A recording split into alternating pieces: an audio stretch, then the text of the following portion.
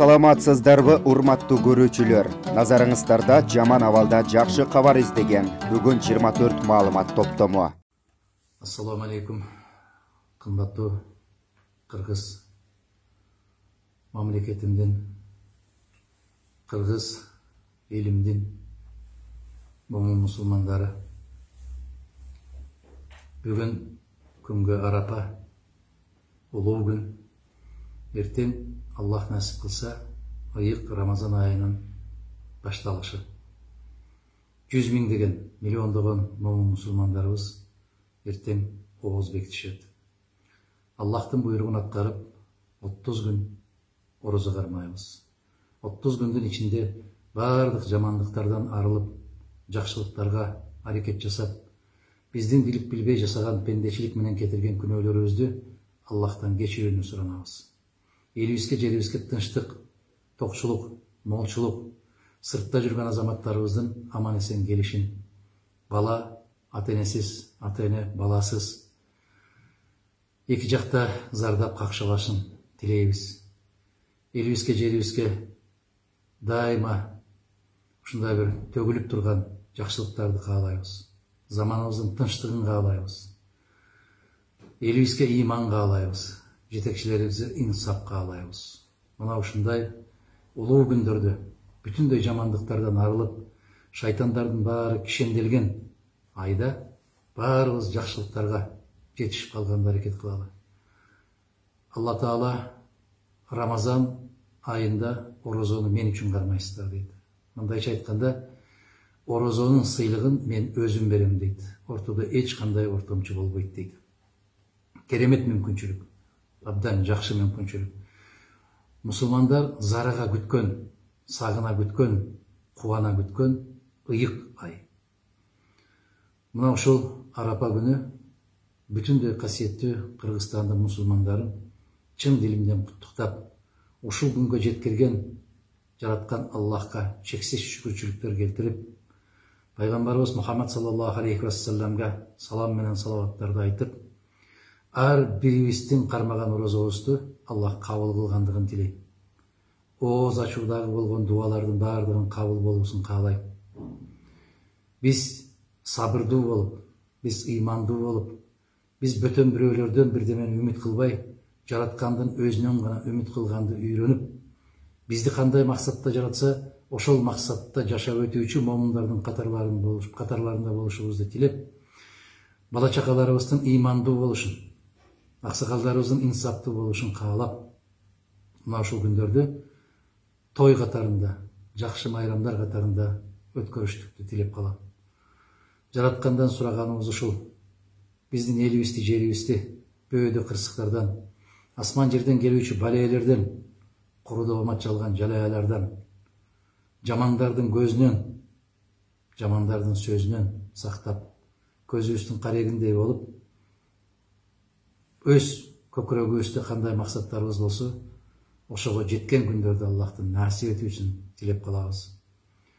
Биздин кыйынчылыктарды көп көргөн элибиздин маңдайынын ачылып, жылмайып, бири-бирибизге жылуу мамиле жасап, бири-бирибизге бир туугандай мамиле жасап, бир кандайдыр бир жакшы заманга жетишибизди тилейм. Жараткан өзүнүн сүйгөн пенделердин катарларында болушту насип эткен болсун. Ар бир окуган намаздарыбыз, кылган дуаларыбыз, жасаган ибадаттарыбызды өзү кабыл кылып, бул дүйнөдө бизден кабыл болуп, бул дүйнөдө бизден ыраазы болуп, акыретте баарыбызды ыраазы кылуусун тилейбиз. Калуу тилектердин, дуалардын баардыгын кабыл кылып, эки дүйнө өз рахматына бөлөнгөн, өзүнөн башка эч кимге муктаж болбогон пенделерден болуп жүрүштүгүбүздү ар бирибизге Аллах насип эткен болсун. Дагы бир жолу Арапа күнүбүз куттуу болсун. Эртеңки Рамазан, ыйык Рамазан айыбыз куттуу болсун. Ар бирибизге 30 күндүк орозону шариатта кандай көрсөтүлсө, дал ошондой кармап, тазаланып, арууланып, орозо айт майрамында жадырап жайнап, бардыгыбыз кучакташып көрүшкөн күндөрдө насип эткен болсун. Бар болуңуздар, кымбаттуу, касиеттүү Кыргызстандын момун мусулман жердештерибиз. Assalamu alaikum wa rahmatullah. Урматтуу момундар, жаркырап жайнап кирип келген Рамазан айыңыздар берекелүү болсун. Аллах Таала баарыңыздарга ушул айда ырыскы дөөлөт, узун өмүр, бакталай иман, хидаят берген болсун. Рамазан айынын өзгөчөлүгү таравих намаз. Таравих намазы Рамазан айында гана окулгандыктан, бир жылда бир келгендиктен кээ бир эрежелерин унутуп коюшубуз мүмкүн. Ошондуктан диний ишкер катары, имам катары таравих намазы жөнүндө бир аз эскертүү берип кетүүгө уруксат этиңиздер. Таравих намазы биздин мазхаб боюнча 20 рекет окулат, сүннөт намаз.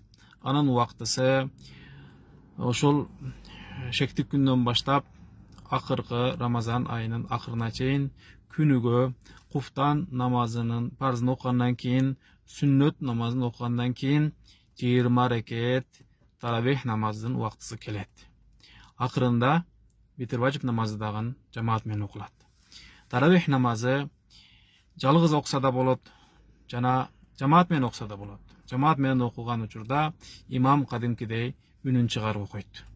Андыктан бүгүн 23 апрель шектик күн 2020 жыл кечинде куфтан намазын окугандан кийин үйдө жамаат менен таравих намазы окуйбуз.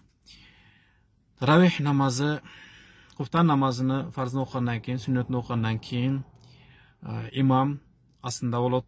Андан кийинки сапта эркек кишилер, бойго жеткендер, бойдоктор. Андан кийинки сапта балагатка жете элек жаш балдар. Эң акыркы сапта аялдар. Аялдар имам так артында көрүнбөстөн эң акыркы сапта эркектердин саптарына аралашпастан турушат.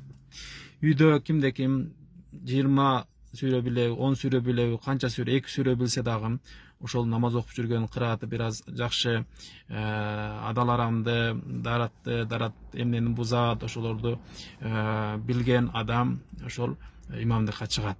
Колдон келишинче намаздын өкүмдөрүнө жана кырааты жакшыраак эркек киши. Анан куфтан намазын сүннөт окугандан кийин имам сапты түздө баарын тургузгандан кийин ниет кылышат.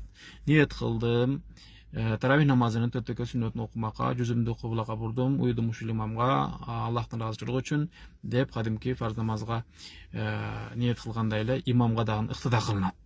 Анан имам биринчи рекетте ошо сананы окугандан кийин Фатиха сүрөсүн окуйт, анан Фатихадан кийин Фил сүрөсүн окуйт, анан экинчи рекетте Курайш сүрөсүн окуйт. 2 рекет бүткөндөн кийин салам бербестен кайра туруп, 3-чү рекетке Фатиха сүрөсүнөн кийин кайра Филди окуп, 4-чү рекетке Курайш сүрөсүн окуйт. Мына ошентип биз 4 рекет таравих намазын окудук, 10 сүрөдөн 2 сүрөнү колдондук. Анан 4 рекет бүткөндөн кийин салам бергенден кийин тасбих окулат, Субхана зил мулки вал малакут 3 жолу окулат. Анан кийин кайрадан биз таравих намаздын экинчи 4 рекетин окуй баштайбыз. 4 рекет намазга ниет кылдым, имамга уюдум, жанагындай ниет кылып туруп кайрадан 4 рекет намаз окуйбуз. Мындай эми кезек кайсы сүрөлөргө келет? Биринчи рекетте Маун сүрөсү, экинчи рекетте Кавсар сүрөсү. 2 рекет окугандан кийин кайра турабыз, 3-чү рекетти улантабыз. 3-чү рекетке кайрадан Маунду, 4-чү рекетке Кавсарды окуп, биз таравинин 8 рекетин бүттүк. Анан 4 сүрөнү колдондук. Андан кийин ошол эле тартип кайрадан 4 рекетке ниет кылабыз. Имам биринчи рекетте эмнени окуйт? Кафирун сүрөсүн окуйт. Экинчи рекетте Наср сүрөсүн окуйт, Изажа деген сүрөнү. Андан кийин экинчи рекеттен кийин туруп 3-чү рекетти улантат, кайрадан эле Кафирун, 4-чү рекетке Наср сүрөсү. Мына ушинтип биз 12 рекет таравих окудук, канча 6 сүрөнү окудук. Андан кийин кайрадан эле тасбих окуп, кайрадан 4 рекетке турганда биринчи рекетке имам Зам сүрө катары Таббат сүрөсүн окуйт. Андан кийин экинчи рекетке Ихлас сүрөсүн окуйт. 3-чү рекетке кайрадан Таббат, 4-чү рекетке кайрадан Ихлас. Мына ошентип биз 16 рекет таравих окудук. Анан биз 8 сүрөнү окудук. Кайрадан тасбих окуп, кайрадан таравих намазга турабыз 4 рекетке. Акыркы 4 рекет бул. Ошол биринчи эмесинде рекетинде Фалак, экинчи рекетинде Нас. Анан 3-чү рекетте Фалак, 4-чү рекетинде кайрадан Нас. Ошентип биз 20 рекет таравих окудук, 10 сүрөнү окудук. ар бир 4 рекеттен кийин тасбих окудук. Анан кезек келет витр ваджиб намазга. Витр ваджиб намазды дагы жамаат менен окуйбуз. 3 рекетти деген үнүн чыгарып, замсуре кошуп, 3-чү рекетте ошол баягы адашып кетпестен замсуре окугандан кийин бардык жамаат Аллаху акбар деп кулак каккандан кийин анан ичибизден дуа кунутты окуйбуз, намаз ошентип бүтөт. Мына ушундай жол менен үйлөрдө таравих намаз окуйбуз. Анан жалпы элге хидаят сурап, рызык сурап, денсаулык сурап дуа кылабыз. Бизди дагы дуада унутпаңыздар. Ассаламу алейкум ва рахматуллах. Бисмиллахир-рахманир-рахим. Алхамдулиллах, вассалату вассаламу аля расулиллах, амма ба'д. Ассаламу алейкум ва рахматуллахи ва баракату. Урматтуу мекендештер, кадырлуу мусулман бир туугандар, баарыңыздарга жараткан Алла Тааланын тынчтыгы, саламы, мээрими, ырайымы жана берекеси болсун. Мынакей Шабан айдын акыркы күндөрүндө отурабыз. Кудайым буйурса, кийинки жумада Рамазан ай башыбыздын үстүнө келе жатат. Бул куттуу, берекелүү, ыйык ай. Жараткан Алла субханаху ва таала баарыбызды Рамазан айга иманда, денсаулыкта, тынчтык, биримдүүлүктө Алла Таалам жеткирген болсун. Рамазан айга даярдык көрүү. Рамазан айга кандай кылып биз даярдык көрүшүбүз керек, урматтуу туугандар? Кур'ан-ы Каримде жараткан Алла Таала айтат: «Я айюхалладина аману кутиба алейкумус сиям, кама кутиба алалладина мин qablikum la'allakum tattaqun». Эй иман келтиргендер, силерге Рамазан айдын орозосу парыз кылынды. Кандай силерден мурдагы үммөттөргө дагы парыз кылынгандай. Мүмкүн силер таква болорсуңар. Мүмкүн силер жараткандан коркуп күнөөлөрдү таштап жашайсыңар деген такванын максатында жараткан Алла Таала орозону парыз кылды. Башка күндөгү орозолор, башка айдагы орозолор булар нафил, сүннөт боло турган болсо, ал эми Рамазан айдагы орозону таң эртеден күн батканга чейин ичкенден, жегенден жана ак никесине жубайына жакындагандан өзүн сактап, өзүн ошол нерседен токтотконду бул орозо деп айтат.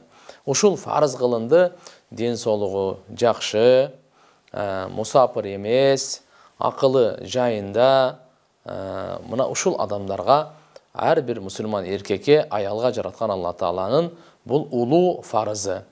Рамазан айдын өзгөчөлүгү, Рамазан айдын касиети, Рамазан айдын бул Алла Тааланын алдындагы даражасы бул өзүнчө.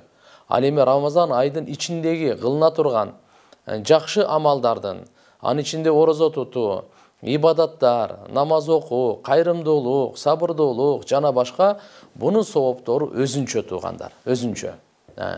Демек, негизги максат Рамазан айдын орозо тутуусу фарыз кылынгандыгын Алла Таала айтып атат. Мынакей, мүмкүн силер күнөөлөрдөн сактанаарсыңар. Орозо тутуп бизге ушундай бир маданиятты, ушундай бизге бир адеп ахлакты, ушундай бизге таза жашоону Алла Таала үйрөтүп атат, күнөөлөрдөн сактануу. Демек, орозонун сабагы, Рамазан айдагы орозо туткандын сабагы күнөөлөрдөн сактануу экен. Күнөө деген Алланын дагы тоңму, Алланын укуктарында дагы кемчилик кетирбей, бенделердин укуктарында дагы кемчилик кетирбей, арам иштерди кылбай, арам жашагандан, алардан тооба кылып, мынакей ушу таква үчүн күнөөлөрдөн сактанаарсыңар деп атат. Экинчиси, дозоктун отунан сактанаарсыңар. Мүмкүн силер күнөөлөрдөн сактанасыңар, дозоктун отунан сактаныш үчүн Рамазан айдагы орозону фарыз кылдык. Демек, мынакей таквалык пайда болсо жүрөктө, таквалык пайда болсо биздин жашоодо, ушу орозонун таасири, натыйжасы, мөмөсү деп айтсак болот туугандар. Эгерде менин тилим жалган сүйлөгөндөн, жала жапкандан, калп айткандан, бирөөнү каргагандан, бирөөнү сөккөндөн, бирөөнү алдагандан, ушундайлар жаман нерселерден тилим сактанган болсо, алкымым бирөөнүн акысын жегенден, бирөө ошо арам жегенден, арам тапкандан, алдап, кыскасы кандай болбосун буну таза болсо, колум, көзүм, бардык денем эгер ошо арам нерселерден, күнөөлөрдөн токтосо, ушул Рамазан айдын натыйжасы деп айтат экенбиз. Рамазан айдагы орозонун ушул мөмөлөрү деп айтсак болот экен. Пайгамбарыбыз саллаллаху алейхи ва саллям айткан: "Ман сама Рамазан иманан ва ихтисабан гуфира лаху ма тaqaddama min dambi. Ким Рамазан айдагы орозону тутса, иман менен жараткан Алланын бул өкүмү, сизди бизге жашоо берип аткан, акыл эс, өң түс берген, ырыскы берген, бүткүл ааламды жараткан, мына ошол улуу Алла Тааланын буйругу деп иман келтирип, жана ихтисаб Алла Тааладан сооп үмүт кылып, ким кармай турган болсо, анын мурунку бардык күнөөлөрү кечирилди деп пайгамбар саллаллаху алейхи ва саллям айткан туугандар.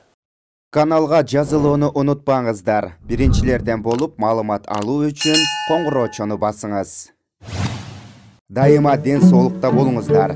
Сиздер менен бүгүн 24 маалымат топтому болду.